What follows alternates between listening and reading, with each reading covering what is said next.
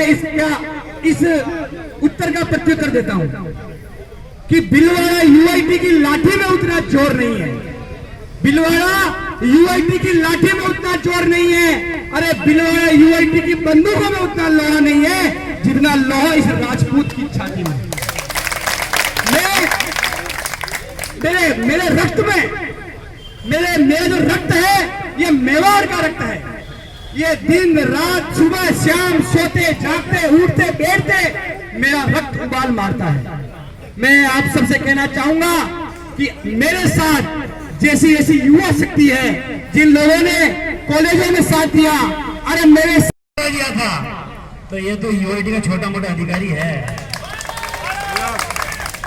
और इसके अंदर आप लोगों को बीजेपी, कांग्रेस, आरएलपी जो भी पार्टी हैं सबको छोड़ के एक मंच पे आना होगा। यूं नहीं कि यार ये बीजेपाल एबीवीपी का है, बीजेपी समर्थित है, ये रितेश गुजर कांग्रेस का है, हम इसके समर्थन में क्यों जाए।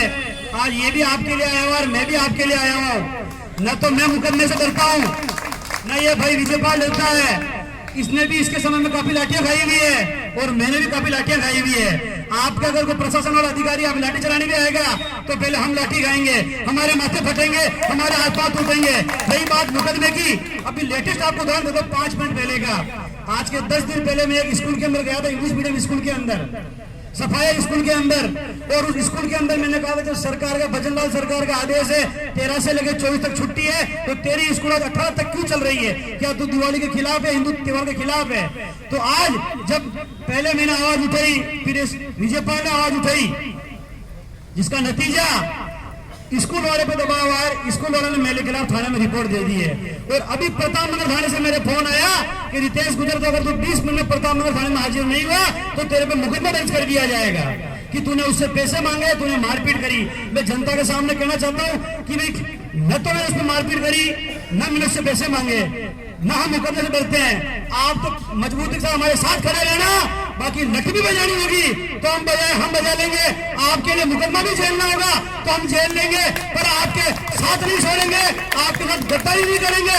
और जो हमारे साथ इसमें गद्दारी करेगा, बैठ जाओ एक बार, बैठ जाओ।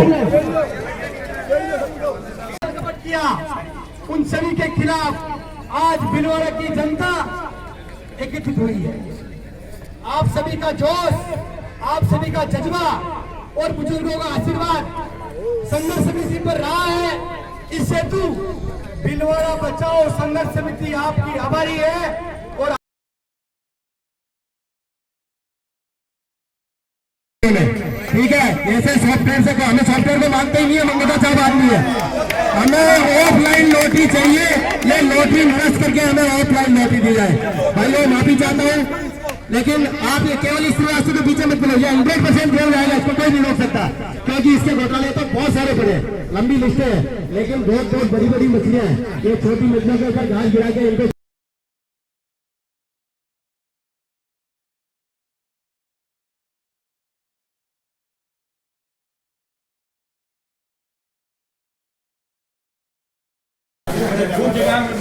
आप थोड़ा चंद्राकार हो जाओ, ऊपर हो जाएंगे। और जो भी अधिकारी कर्मचारी जो इसमें दोषी है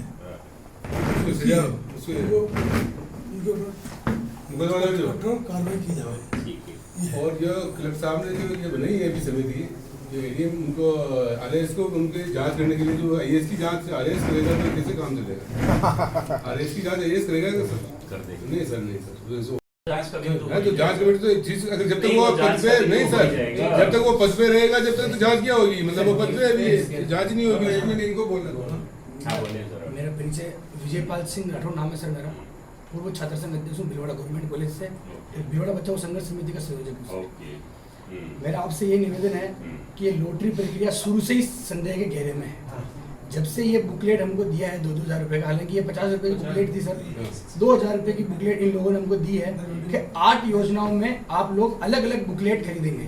तो सर फिर इन्होंने जो लॉटरी है वो एक ही साथ एक ही बटन से कैसे निकाल दी? मेरा तो ये कहना है कि अगर 8 योजना है, 8 हमने बुकलेट ली है, तो हमको 8 चांस मिलना चाहिए ना सर। फिर 8 चांस कभी क्या पटेल नगर की हो गई, फिर पंचवटी की हो गई, ऐसे हर आवेदक को 8 चांस मिलते हैं। ये बिंदु इसमें आपने रिफ्लेक्ट कर दिया सर। कर दिया। सेकंड बात, बुकलेट का एक नियम है, इसमें एक बिंदु भी है कि 10% वेटिंग लिस्ट निकालेंगे इन लोगों ने, ठीक है। वो वेटिंग लिस्ट इन्होंने डिस्प्ले नहीं करी है, क्योंकि इनको पता था, प्रशासन को भी पता था, हर परिवार से 4-4 फॉर्म लगेंगे, किसी परिवार से 2 फॉर्म भी निकल सकते हैं। इन्होंने नियम बनाया कि सर एक परिवार में एक ही देंगे, तब श्रीमान इनको ही पता था कि हमारे पास खाली भूखंड रहेंगे, तो इन लोगों ने वेटिंग लिस्ट नहीं निकाली सर। जबकि इन्होंने बकायदा बुकलेट में बताया सर 10% वेटिंग लिस्ट हम निकालेंगे, लेकिन इन्होंने वेटिंग लिस्ट नहीं निकाली। और अगर अब ये कहते हैं अब निकाल देंगे, परंतु श्रीमान वेटिंग लिस्ट भी लॉटरी के माध्यम से ही निकलनी चाहिए थी, ये गड़बड़ है। सेकंड पॉइंट, इन लोगों ने 20 लाख रुपए तक की आय रखी, श्रीमान ने बताया 20 लाख तक, तो जो 20 लाख तक के लोग उन्होंने फॉर्म भर दिया, इन्होंने रातों रात ही नियम का उपनियम बनाया, पता नहीं किसी के दबाव में 20 लाख से भी अधिक आय वाले लोग इसमें शामिल हो गए। अधिकतर बड़ी साइजों के भूखंड उन लोगों के ही खुले, अधिकतर उन लोगों के खुले जो भिलवाड़ा में, ये उपनयन में बड़ा ट्रेस कराया आपने इसमें। हाँ इनमें सब सारा, इसमें सारी अखबारों की कटिंग, सारी लिस्ट, आपकी सुनने के साथ साथ हाँ इसमें 20 लाख रुपए तक की आय का है सर। इसमें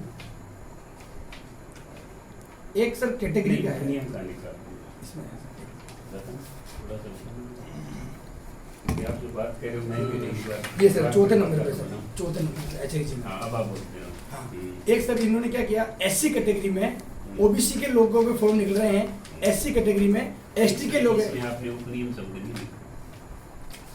मैं जो बात आपकी बात जी हाँ चाहो तो इसमें लिखो। अभी एक सर शेड्यूल कास्ट की लिस्ट में OBC के लोगों को लिख रहा है। सांस ले लो लंबी। हमें पेन है सर, पेन मेरा भी है। 1 by 1 पॉइंट आप कोई इनकम के इतना टैक्स लगेगा, 10 लाख कितना लगेगा, 15 लाख कितना लगेगा। उसमें तो शायद ये होता होगा और कि अभी जो इसमें- साइज का प्लॉट है उसकी रेट वो रिजर्व प्राइस फिक्स ही होती है शायद, ऐसा ही करा।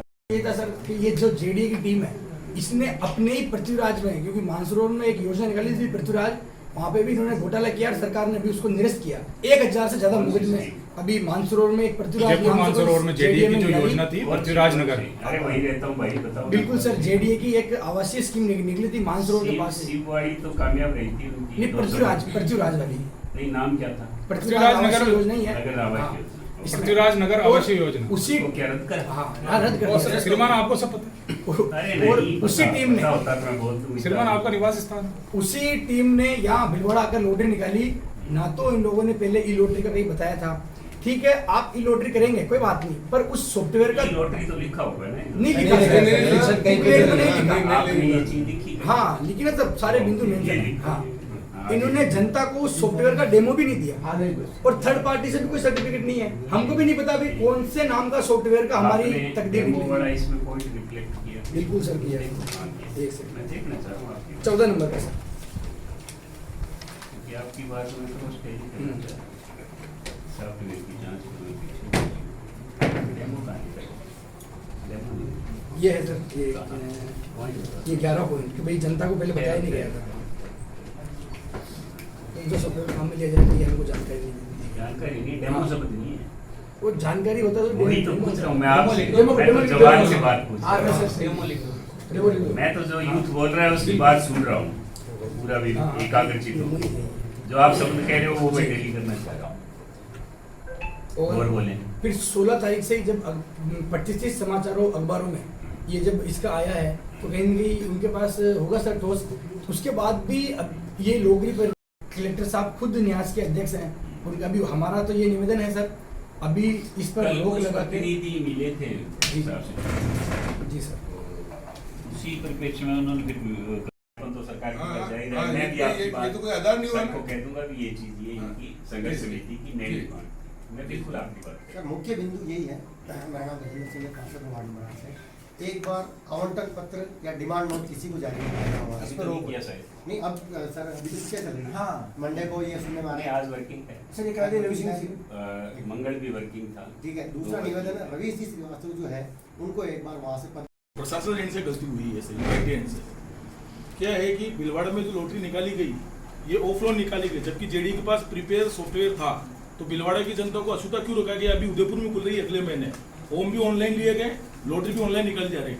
ऑफलाइन फॉर्म लेने से क्या भू माफिया को, डिपार्टमेंट के आदमियों को काम मतलब मिसकम्युनिकेशन काम करने का मौका मिला। ऑनलाइन लॉटरी क्यों नहीं ली गई, जबकि सॉफ्टवेयर इनके पास ऑनलाइन ऑफलाइन फॉर्म में ऑनलाइन ऑनलाइन